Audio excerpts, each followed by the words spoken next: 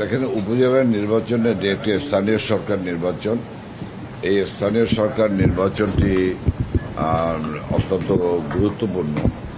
তো এই স্থানীয় সরকার নির্বাচনে ভোটের সংখ্যা, যে উপস্থিতি, আমরা কিন্তু এই ভোটারের উপস্থিতিতে কিন্তু আমরা আশাহত নয়।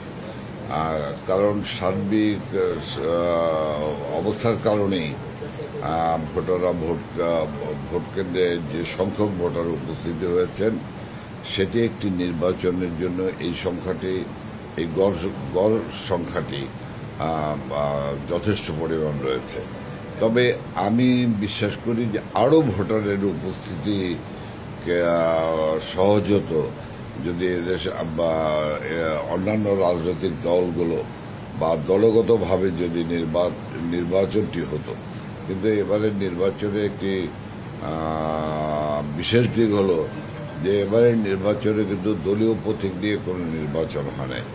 যদিও বিএনপির অনেক প্রার্থীরাই নির্বাচনে অংশগ্রহণ করেছে বেনামে, বা অন্যান্য দলেরও প্রার্থীরা নির্বাচনে অংশগ্রহণ করেছে। সব মিলিয়ে নির্বাচনটি দু একটি ঘটনা ছাড়া নির্বাচনটি অত্যন্ত সুন্দর। প্রথম ধাপের নির্বাচন অত্যন্ত সুন্দর, সুষ্ঠু হয়েছে মোটামুটি। না, দেখেন, এমপি মন্ত্রীর স্বজনেরা নির্বাচন করতে পারবে না, এটি কিন্তু সিদ্ধান্ত ছিল না।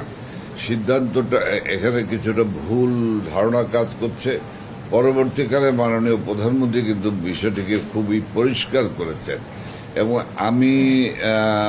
আমি পরিষ্কারভাবে বলতে চাই যে মন্ত্রী এমপির স্বজনেরা নির্বাচন করতে পারবে না, এটি এ ধরনের কোনো সিদ্ধান্ত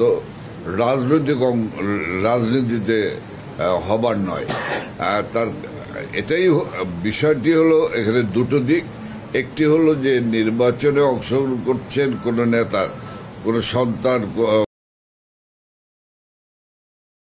এর মধ্য দিয়ে তার উত্থান হয় এবং তার যোগ্যতা তার অবস্থান সৃষ্টি করতে পারে, তাহলে তো অবশ্যই সে নির্বাচন করতে পারবে বা যে কোনো রাজনীতিতে ভূমিকা পালন করতেই পারে। কিন্তু কোন রাজনৈতিক অঙ্গনে তার অবদান নাই বা অবস্থান ছিল না, উপস্থিতি ছিল না, হঠাৎ করে উড়ে এসে জুড়ে বসানো, এইটাই হলো এই সম্পর্কে সতর্কবার্তা ছিল যে এভাবে যেন কোনো উড়ে এসে জুড়ে বসানো না হয়।